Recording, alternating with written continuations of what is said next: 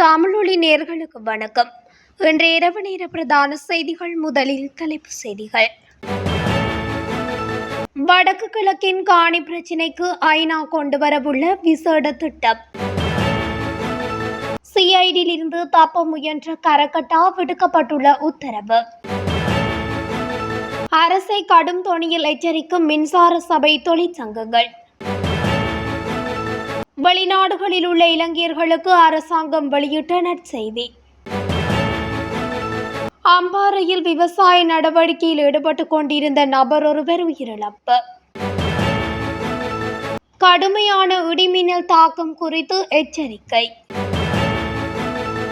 ரணில் சஜித் அணிகள் இணைந்து செயற்பட முடிவு. அதிகரித்துள்ள சுற்றுலா பயணிகளின் வருகை தொடர்பான விரிவான செய்திகள். 16 ஆண்டுகளுக்கு பிறகு இலங்கை போரினால் பாதிக்கப்பட்ட வடக்கு மற்றும் கிழக்கு மாகாணங்களில் நீண்டகாலமாக நிலவும் நிலப்பிரச்சினைகளை தீர்க்க ஐக்கிய நாடுகள் சபை ஒரு புதிய திட்டத்தை தொடங்க உள்ளது. இதன்படி ஐநா வதிவிட ஒருங்கிணைப்பாளர் மார்க் ஆண்ட்ரே பிரான்ஸ் தென்னிலங்கை ஊடகம் ஒன்றுக்கு வழங்கிய செய்தியில் இதனை கூறியுள்ளார். விவசாய அமைச்சகத்தின் கீழுள்ள அரசு நிறுவனங்களுடன் நாங்கள் உற்பத்தி ரீதியான கலந்துரையாடல்களில் ஈடுபட்டுள்ளோம். அவற்றை இறுதி செய்து வருகின்றோம். அடுத்த சில மாதங்களில் இந்த திட்டத்தை தொடங்குவோம் என்று நம்புகின்றோம் என்று ஐநா வதிவிட ஒருங்கிணைப்பாளர் சுட்டிக்காட்டியுள்ளார்.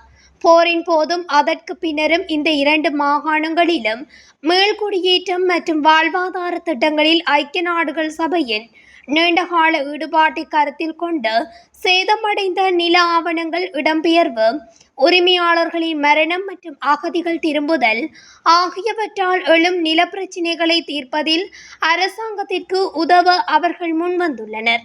இது தொடர்பாக ஐநா அலுவலகம் முந்தைய அரசாங்கத்துடன் கலந்துரையாடல்களை நடத்தியது.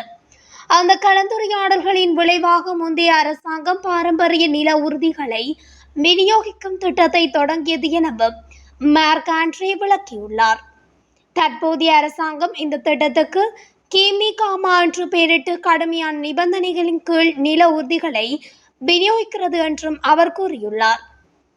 குற்றப்புலனாய்வு திணைக்களத்தில் இருந்து தப்பி செல்ல முயன்றதற்காக பாதாள உலக குழுவைச் சேர்ந்த கரகட்டா வழக்கு முடியும் வரை காவலில் வைக்க உத்தரவு பிறப்பிக்கப்பட்டுள்ளதாக கொழும்பு உயர் நீதிமன்றத்துக்கு தெரிவிக்கப்பட்டுள்ளது. கரகட்டாவுக்கு எதிரான தடுப்பு உத்தரவை பாதுகாப்பு செயலாளர் நீட்டித்துள்ளதாக சட்டமா அதிபர் இன்று கொழும்பு உயர் நீதிமன்றத்துக்கு தெரிவித்துள்ளார். பாதுகாப்பு காரணங்களுக்காக பயங்கரவாத தடுப்பு சட்டத்தின் கீழ் கரகட்டாவின் காவலை நீட்டிக்க பாதுகாப்பு அமைச்சின் செயலாளர் முடிவு செய்துள்ளதாக நீதிமன்றத்திற்கு கூறப்பட்டுள்ளது.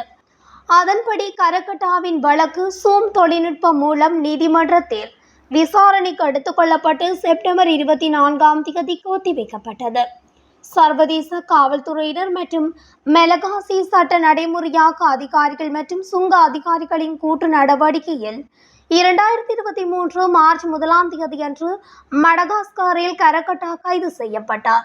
பின்னர் அவர் மார்ச் 8ஆம் தேதி இலங்கைக்கு மீண்டும் அழைத்து வரப்பட்ட நிலையில் காவலில் இருந்த போது பல காவல்துறை அதிகாரிகளின் உதவியுடன் செப்டம்பர் 2023 சிஐடி வளாகத்தில் தப்பி செல்ல முயன்ற மீண்டும் கைது செய்யப்பட்டமை குறிப்பிடத்தக்கது.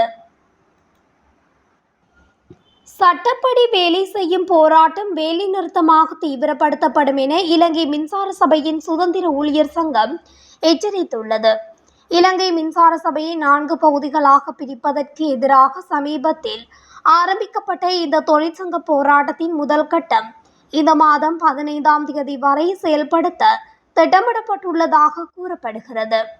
இருப்பினும் இது தொடர்பாக அரசாங்கத்திடமிருந்து எந்த நேர்மறையான பதிலும் கிடைக்கவில்லை என்றால் சட்டப்படி வேலை செய்யும் போராட்டம் வேலை நிறுத்தமாக தீவிரப்படுத்தப்படும் என்று இலங்கை மின்சார சபையின் சுதந்திர ஊழியர் சங்கத்தின் பொதுச் செயலாளர் பிரபாத் பிரியந்த தெரிவித்துள்ளார்.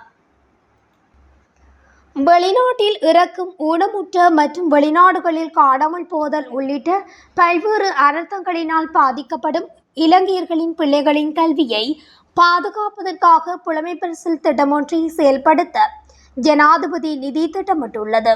கல்வியில் யாரையும் கைவிடக்கூடாது என்ற எண்ணக்கருவின் பிரகாரம் ஜனாதிபதி நிதியம் வெளிநாட்டு அலுவலர்கள், வெளிநாட்டு வேலைவாய்ப்பு மற்றும் சுற்றுலாத்துறை அமைச்சு மற்றும் வெளிநாட்டு வேலைவாய்ப்பு பணியகம் என்பன இணைந்து இந்த திட்டத்தை செயல்படுத்த உள்ளது. ஜனாதிபதி நிதியத்தின் சேவைகளை விரிவுபடுத்துவது குறித்த கலந்துரையாடல் அண்மையில் ஜனாதிபதி அலுவலகத்தில் நடைபெற்ற போதே இந்த திட்டம் தொடர்பில் அறிவிக்கப்பட்டது. வெளிநாடுகளில் அனர்த்தங்களுக்கு முகங்கொடுக்கும் இலங்கை தொழிலாளர்களுடைய இங்கிருக்கும் பிள்ளைகளின் பாடசாலை கல்வி மற்றும் பல்கலைக்கழக கல்வியை உறுதிப்படுத்துவது இந்த திட்டத்தின் நோக்கமாகும். சம்பந்தப்பட்ட நபர் இலங்கையர் என்பது மாத்திரமே அளவுகோலாக கருத்தில் கொள்ளப்படுவதோடு குறித்த புலமைப்பரிசில் வழங்குவதற்கான பொருத்தமான வழிகாட்டுதல்கள் எதிர்வரும் தினங்களில் வெளியிடப்பட உள்ளன. காட்டு யானைகளின் தாக்குதலில் உயிரிழந்தவர்களின் பிள்ளைகளுக்கு இதேபோன்ற புலமைப்பரிசில் திட்டத்தை ஜனாதிபதி நிதியம் ஏற்கனவே அறிமுகப்படுத்தியுள்ளது. எதிர்காலத்தில் இதை மேலும் பல துறைகளுக்கும் விரிவுபடுத்த ஜனாதிபதி நிதியம் எதிர்பார்க்கின்றது. அம்பாறை சம்மாந்துறை போலீஸ் பிரிவுக்குட்பட்ட மல்வத்தை பகுதியில் விவசாய நடவடிக்கையில் ஈடுபட்டுக் கொண்டிருந்த நபர் ஒருவர் உயிரிழந்துள்ளார். குறித்த சம்பவமானது நேற்றைய தினம் இடம்பெற்றுள்ளது.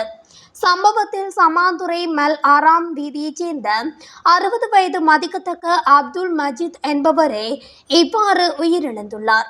குறித்த நபர் மல்வத்தை புதுக்காடு பகுதியில் உள்ள காணியில் விவசாயம் செய்து வந்த நிலையில் இயற்கை உரம் இடுவதற்கு அங்கு சென்ற நிலையில் அவருக்கு நெஞ்சுவலி ஏற்பட்டுள்ளது. இதனைத் தொடர்ந்து சம்மாந்துறை ஆதார வைத்தியசாலைக்கு சிகிச்சைக்காக அழைத்து சென்ற நிலையில் இடைநடுவில் அவர் மரணமடைந்திருந்தார். மரணமடைந்தவர் இருதய நோய்க்கு உள்ளான நிலையில் கடந்த காலங்களில் சிகிச்சை பெற்று வந்தவர். குறித்த மரணம் தொடர்பில் சம்மாந்துறை பதில் நீதிமன்ற நீதவானின் உத்தரவிற்கமைய மரண விசாரணையை திடீர் மரண விசாரணை அதிகாரி HL ஜவாகீர் முன்னெடுத்தார். இதன்போது நெஞ்சுவலி காரணமாக ஏற்பட்ட தாக்கத்தினால் மரணம் சம்பவித்துள்ளதாக குறிப்பிட்டு சடலம் உறவினர்களிடம் ஒப்படைக்கப்பட்டுள்ளது. இலங்கையின் பல மாவட்டங்களில் கடுமையான இடிமின்னல் தாக்கம் தொடர்பில் எச்சரிக்கை விடுக்கப்பட்டுள்ளது. இலங்கை வளிமண்டலவியல் திணைக்களம் இது தொடர்பிலான எச்சரிக்கையை விடுத்துள்ளது. இடியுடன் கூடிய கனமழையும் கடும் மின்னல்களும் எதிர்பார்க்கப்படுவதாகவும் இந்த எச்சரிக்கை இன்று இரவு 11 மணி வரை செல்லுபடியாகும் என்றும் அறிவித்துள்ளது. மத்திய, வடமத்திய, வடமேற்கு, கிழக்கு, ஊவா, சப்ரகமுவ மாகாணங்களில் இவ்வாறு கடுமையான இடிமின்னல் தாக்கம் ஏற்படும் என தெரிவித்துள்ளது. வடமாகாணத்தில் வவுனியா, முல்லைத்தீவு மாவட்டங்களிலும் இடிமின்னல் தாக்கம் ஏற்படும் என எச்சரிக்கை விடுக்கப்பட்டுள்ளது. பல இடங்களில் இடியுடன் கூடிய கனமழை ஏற்படக்கூடிய சாத்தியக்கூறுகளும் காணப்படுகின்றது. இதனால் வெள்ளப்பெருக்கு ஏற்படும் அபாயமும் நிலவுகின்றது.